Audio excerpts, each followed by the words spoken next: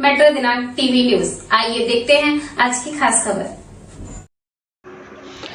महाराष्ट्र के 48 लोकसभा सीटों पर चुनाव संपन्न। महाराष्ट्र के 48 लोकसभा सीटों पर चुनाव संपन्न। मुंबई में कल सोमवार को महाराष्ट्र के 13 लोकसभा सीटों पर चुनाव संपन्न होने के बाद साथ ही पांचवा व अंतिम चरण भी समाप्त हो गया है।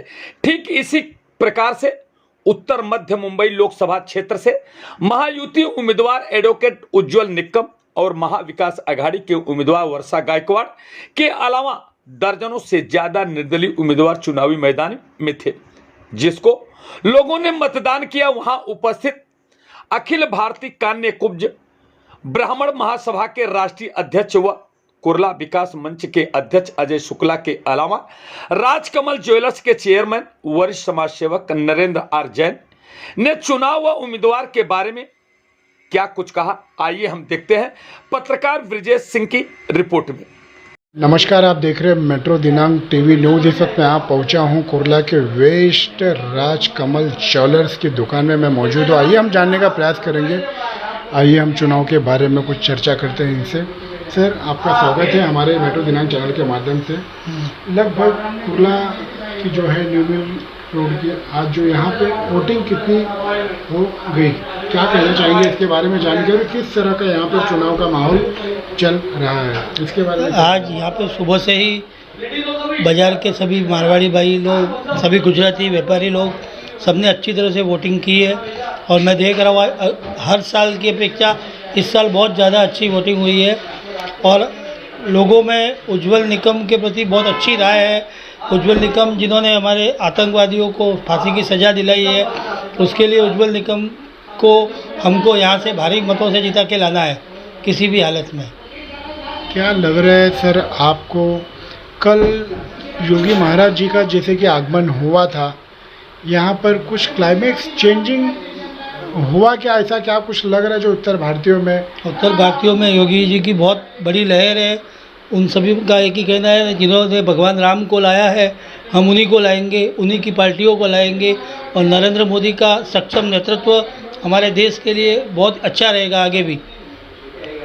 क्या लग रहा है सर, किसकी हवा जोरों में है चर्चा? जैसे आप भी निकले रहेंगे। मोदी सरकार को छोड़ के और कुछ नहीं है और इस बार 100% 400 पार है।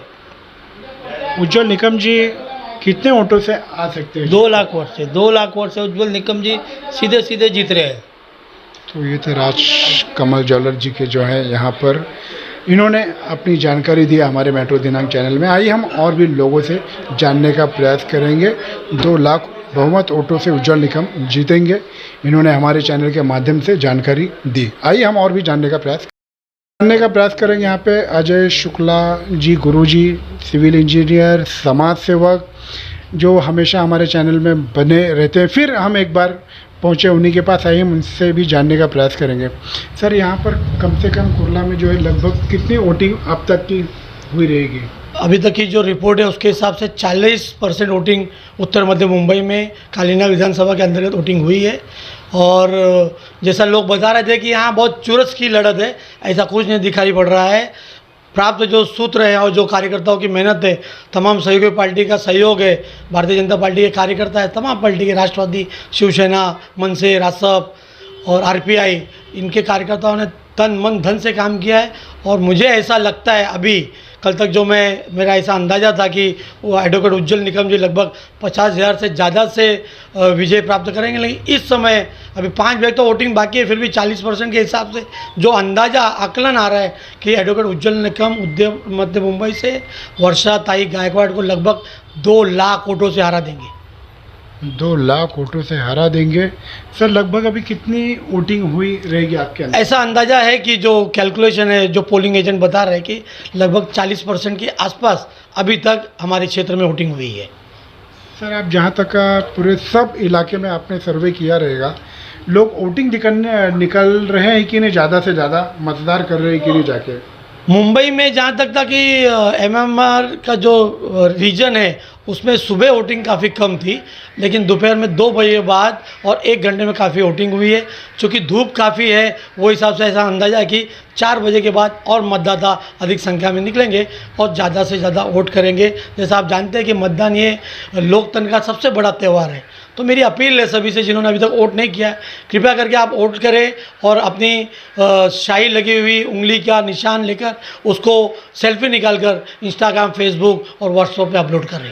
सर ये आखिरी सवाल है मेरा, जैसे योगी महाराज जी का यहाँ पर आगमन हुआ उसके बाद में उत्तर भारतीयों में क्या खुशी का लहर है, क्या कुछ फर्क है? देखिए, हमारे लिए नहीं, पूरे कुर्ला वासियों के लिए गर्व का विषय है कि उत्तर प्रदेश जो कि भारत का सबसे बड़ा प्रदेश है, उसके मुख्यमंत्री कुर्ला नगरी में आए। सभी व्यापारियों में, सभी कुर्ला वासियों में बड़ा उत्साह का वातावरण था और उसी उत्साह का परिणाम है कि आज बड़ी संख्या में उत्तर भारतीय समाज बिना किसी झिझक के वोटिंग करके निकला है और 100% उन्होंने भारतीय जनता पार्टी को मतदान किया। तो ये थे अजय शुक्ला जी, इन्होंने जो कुछ पूछा उन्होंने पूरी अपनी जानकारी दिया। तो आपने देखा हमारे चैनल के माध्यम से आज के लिए बस इतना ही। Subscribe and like and share करना ना भूलिए। मुंबई कुर्ला वेस्ट।